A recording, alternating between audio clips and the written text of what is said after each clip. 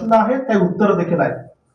भारतीय समाजाला अद्याप मैत्र भावाकडे डोळसपणे पाहता आलं नाही. प्रश्न किंवा चूक कोणाची असं म्हणत असताना चूक कोणाकोणाची, चुका कोणाकोणाच्या, याचं उत्तर व्यक्ती नाही आहे, समाज नाही आहे, व्यवहार संस्था नाही आहे, आपली मानसिकता आहे. आपण अद्यापही आपल्या जातीच्या झापडबंद विचारांनी चालत असतो आणि अशा प्रकारच्या मानसिकतेच्या आधारे स्त्रियांच्या मुक्तीचे मार्ग आपणाला सापडू शकत नाही. या उत्तराचं संसूचन एकंदर या कादंबरीच्या रूपातून आपल्याला पाहायला मिळतं.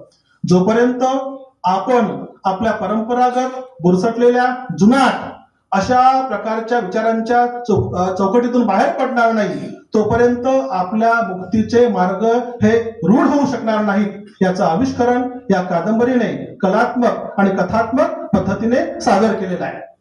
शेवटी मी सांगू इच्छितो की गौरी देशपांडेंचं लेखन जे आहे ना, उल्लेख मुद्दाम करतो मी, त्यांच्या लेखनाचं सगळ्यात मोठं बलस्थान काय आहे तर मैत्रभाव.